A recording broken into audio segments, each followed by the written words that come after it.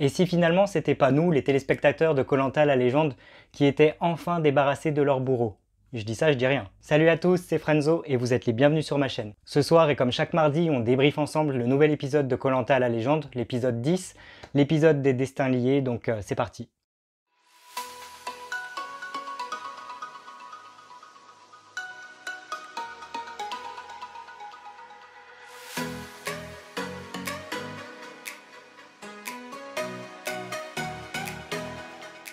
L'épisode s'ouvre sur le retour de Clémence sur l'île des Bannis, où elle retrouve du coup Alexandra et Kumba. Kumba qui lui réserve un accueil, disons-le tout de suite, plutôt exécrable et vraiment antipathique. Et là, encore une fois, désolé, j'ai pas envie de faire de l'anti-Kumba à chaque vidéo, mais pour moi, clairement, son comportement était assez inadmissible. Ce n'est que mon avis, je juge la candidate, je ne juge pas, attention, la femme en dehors de koh mais vraiment la candidate. Je ne la juge pas sur sa couleur, encore une fois, il n'y a pas de racisme là-dedans, je tiens à le préciser, parce que tout simplement, je ne suis pas quelqu'un de raciste, et il y a des candidats de couleur que j'aime beaucoup. Je pense notamment à Laurent, qui est un de mes préférés, mais bref, je ne vais pas me justifier, je parle juste de la candidate, et clairement, je le dis depuis plusieurs vidéos, la candidate Kumba m'insupporte, et là, je crois qu'on est arrivé à un tel paroxysme, c'est assez flagrant que personnellement, je n'en pouvais plus, et que cet accueil qu'elle réserve à Clémence, je l'ai trouvé juste inadmissible d'une saison des légendes. J'ai trouvé ça vraiment petit et vraiment pas très sympathique à l'égard de Clémence. Clémence qui garde un sang-froid à toute épreuve. Je trouve ça d'ailleurs dommage qu'aucun candidat ne l'ait remis un petit peu à sa place, n'ait osé lever le ton contre elle. Elle l'aurait bien mérité. Mais j'espérais de tout cœur évidemment qu'elle se fasse éliminer. Et vu qu'elle n'est vraiment pas très forte dans les épreuves, j'espérais vraiment qu'elle se fasse écrabouiller par Clémence ou par Alexandra. Alors j'avais un petit peu peur dans le sens où elle était tellement remontée, tellement aigrie par rapport à son aventure que je me suis dit qu'elle pouvait nous sortir une carte gagnante au dernier moment. Mais heureusement, c'était pas le cas. Et on en reparlera plus tard. Parce que les bannis ne s'affrontent pas tout de suite, on passe directement au camp des aventuriers sur l'île principale et au fameux destin lié. Les duos dans koh c'est souvent très compliqué, que ce soit pour eux en tant que candidats ou nous en tant que téléspectateurs, parce qu'il y a toujours quelqu'un qu'on aime bien qui va se retrouver généralement en face de quelqu'un qu'on aime moins, et pour eux c'est exactement la même chose, et c'est vrai que c'est quelque chose d'assez stressant, mais ça reste quand même un sacré bon moment de koh et ça donne vraiment envie de voir ce qui va se passer. Alors évidemment, j'avais un gros coup de cœur pour le duo Hugo et Loïc avant même qu'ils commencent les épreuves. Ce sont mes préférés de cette saison-là avec Alexandra, donc évidemment j'avais envie qu'ils gagnent parce que je les sentais déjà en danger, et donc j'avais envie, je les trouvais méritants, donc j'avais envie qu'ils gagnent. Et à contrario, je trouvais, à titre personnel, que niveau stratégie, c'était peut-être le moment de faire sortir Claude. Claude et Laurent qui sont deux candidats hyper redoutables, mais je savais qu'aucun candidat n'envisagerait cette possibilité. Et d'ailleurs, on en est là, depuis le début de ce koh la légende. Personne n'ose trop se mettre Claude à dos, ni prendre des initiatives pour tenter de l'éliminer. On le voit bien, là encore une fois, c'était une occasion de faire un sacré coup de poker et d'éliminer deux personnages forts. Personne n'a osé le faire, donc tant pis. Quoi qu'il en soit, la première épreuve, l'épreuve de confort, c'est la fameuse épreuve de la boue. Une épreuve que j'adore regarder, et je pense qu'on est beaucoup à adorer cette épreuve, tout simplement parce qu'elle est drôle et qu'au niveau du physique, ça envoie quand même du lourd. Et les candidats ont quand même bien assuré durant cette épreuve, donc c'était plutôt jouissif. Et bien évidemment, ce que j'adore le plus, ce qu'on adore le plus, c'est de les voir à la fin de l'épreuve, lorsqu'ils sont recouverts entièrement de boue, qu'on les reconnaît à peine, et c'est plutôt drôle. Quant à la victoire, j'étais un petit peu déçu que ce soit Phil et Alix qui gagnent, parce que clairement ce ne sont pas mes candidats préférés de cette saison-là, à titre personnel encore une fois, mais ils se sont bien battus, c'était joli à voir, et donc c'était plutôt cool pour eux, même si c'est pas mes personnages préférés. Surtout que, encore une fois, Phil, je le trouve vraiment too much dans ses réactions, j'ai vraiment cru qu'il allait encore pleurer une centième fois durant cet épisode-là, quand il s'est mis à gagner cette épreuve.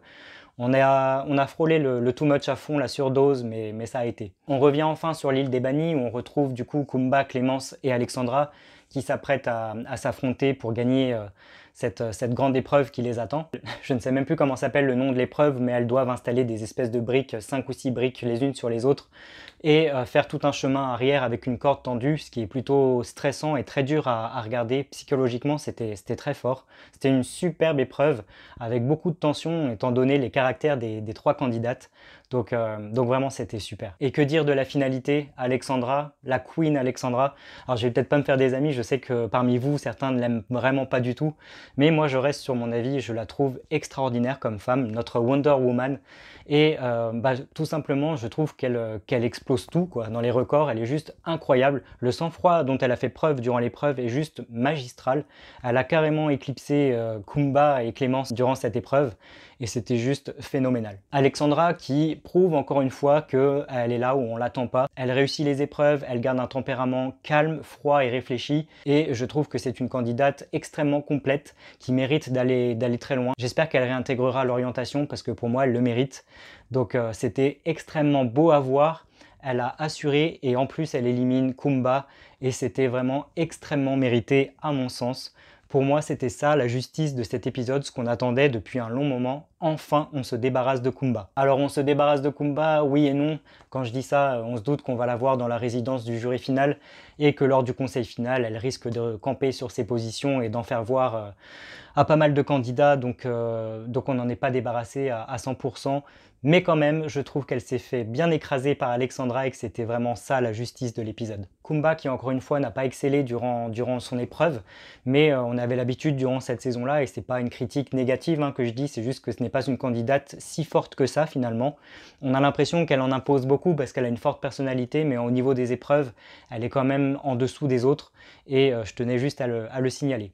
Maintenant que Kumba c'est terminé, on peut passer à autre chose et c'est tant mieux. Évidemment, je suis triste pour Clémence. Clémence qui a eu un parcours assez exceptionnel durant cette saison. Ce n'est pas une candidate que j'adore, ce n'est pas une de mes candidates préférées. Pourtant, je trouve qu'elle a bien marqué cette saison des légendes. Elle a fait un excellent parcours, elle s'est battue comme il fallait, elle a osé de la stratégie cette année, ce qu'on lui reconnaissait pas dans les saisons précédentes. Et je trouve qu'elle a été exemplaire dans son comportement, humble, polie, gentille, enfin bref, bravo Clémence, bravo pour ton parcours. Tu as eu 2 victoires dans koh donc c'est déjà très bien. Et sur cette saison des légendes, tu as vraiment marqué beaucoup de points, donc bravo. Du côté des aventuriers, du coup, Claude nous fait du Claude. Il s'énerve pour un poisson auprès de Sam. Claude, c'est Claude, je dis pas qu'il faut tout lui pardonner, on connaît son tempérament. Je vais pas m'attarder sur lui durant cet épisode parce que pour moi, il n'a pas marqué cet épisode justement. Donc Claude, le sujet Claude reviendra peut-être dans les prochains, donc on aura l'occasion d'en reparler. Du côté de la récompense, du confort, on retrouve du coup Phil et Alix qui partagent ce joli moment entre eux sur cette île avec les locaux et leurs coutumes. C'était très joli, c'était très bien à regarder. Même si je n'aime pas beaucoup Alix et Phil, c'était quand même agréable et ça permettait aussi de souffler un petit peu après l'épreuve des bannis qui nous avait vraiment beaucoup secoué et remué au niveau émotionnel. Donc c'était une pause qui était plutôt bienvenue. Je trouve qu'on s'est pas trop attardé non plus sur ce confort, donc c'était pas mal. Et pour le coup, c'était intéressant de les voir aussi comme ça, ces 2 candidats-là. Du côté de Lille, je retiens le petit Loïc. Loïc qui se met à craquer et à pleurer face à cette pression qu'il peut ressentir tout de même. J'ai trouvé ça très touchant et encore une fois, je le reprécise, mais Loïc, c'est un personnage que j'aime beaucoup, un candidat que j'adore. Donc c'était très touchant de le voir comme ça. Et à ce stade de l'épisode, je continuais à avoir peur pour lui et Hugo. J'avais vraiment hâte de voir l'épreuve d'immunité et j'avais vraiment beaucoup d'espoir qu'il la remporte. Donc j'étais impatient. Parce que l'épisode a si bien commencé, avec l'élimination de Kumba, la belle victoire d'Alexandra, je me suis dit, oula, ça fait quelques épisodes de koh que je trouve un petit peu en dessous. Cette saison-là, clairement, elle atteignait pas mes attentes. Je n'étais pas convaincu en tant que fan de l'émission. Donc, comme j'ai eu beaucoup de déceptions au fur et à mesure des épisodes qui ont été diffusés, je m'attendais à tout. Je me disais, ok, t'as quand même eu l'élimination de Kumba et la victoire d'Alexandra, mais forcément, il va y avoir une couille dans l'épisode et un candidat que t'aimes bien va finir par partir. Et vu que Hugo et Loïc sont tes préférés, c'est comme ça que ça va se finir cet épisode, histoire de bien te donner un coup au moral. Mais non, c'était sans compter notre Loïc, notre fort Loïc, qui encore une fois a tout écrasé durant cet épisode, durant cette épreuve des aveugles. Il a juste été magistral et encore une fois, et là c'est mon avis perso, je repense à Alexandra du côté des bannis et à Loïc sur l'île, les 2 candidats qui étaient des candidats emblématiques des candidats les 4 terres, qui se distinguent encore dans cette saison-là. Tous les 2 à l'opposé et à la fois tous les 2 encore les héros principaux de cette saison à mon sens. C'était juste magnifique de la voir elle gagner de son côté et lui gagner cette épreuve avec Hugo. Moi, mon cœur de fan de koh était comblé à ce moment-là, j'ai trouvé que c'était génial. J'ai aussi beaucoup ri durant cette épreuve où tout le monde se met à gueuler, notamment par rapport à Sam que j'aime bien et qui m'a fait mourir de rire, à crier à la Marge Simpson. Le pauvre, au moment où l'épreuve a commencé, je me suis dit pourquoi c'est lui qui guide. Clairement, j'aurais jamais choisi Sam pour faire le guide étant donné qu'il n'a pas de voix habituellement. C'était un choix stratégique raté à mon sens et ça s'est vu durant l'épreuve parce que de toute façon il n'avait juste aucune voix. Mais par contre c'était très drôle à regarder et c'était un moment très fort et il fallait voir les réactions sur Twitter et les photos qui ont été prises par rapport à l'épisode. C'était jouissif et vraiment très drôle. Et encore une fois, c'était une super épreuve. Cet épisode 10 de koh la légende, les 3 épreuves étaient vraiment très réussies, avec plein d'actions, plein de rebondissements, plein d'émotions, donc c'était vraiment très réussi. Une fois tout ça fini et la victoire de Loïc et Hugo, on en revient à la stratégie d'avant-conseil, et Alix tente du coup un coup de poker. Elle fait croire à Laurent qu'elle a un collier d'immunité, et même si je n'aime pas le personnage d'Alix, je dois reconnaître que la stratégie était excellente. C'est un coup de poker vraiment géant. Elle a vraiment bien joué cette carte-là. Moi, je pense que je l'aurais cru, tout comme Laurent, parce qu'elle a très bien joué le jeu. Donc c'était osé et c'était vraiment bien trouvé. Alors je reviens aussi sur Jade qui a dû aller à l'infirmerie pour sa côte, je crois, parce qu'elle s'est blessée durant l'épreuve à l'aveugle. J'avais espéré pendant un petit moment que elle ne revienne pas et que Clémence reprenne sa place, mais ça ne s'est pas fait comme ça et c'est pas grave. S'ensuit du coup plein de stratégies, plein de doutes, plein de gens qui votent pour telle ou telle personne, enfin du blabla d'avant-conseil qui dure un petit peu longtemps. Ça plus les publicités, on a l'habitude à force. Mais très vite arrive le fameux conseil où on le sait, 2 personnes seront éliminées, une parce qu'elle aura recueilli le plus de voix et l'autre parce qu'elle sera entraînée dans la chute du binôme. Et malheureusement, Théoura en fait les frais encore une fois, sauf que là il ne part pas avec un collier, donc c'est le côté bénéfique de cet épisode. J'étais un peu triste pour lui, même si je trouve qu'il n'a pas beaucoup marqué cette saison-là, Théoura.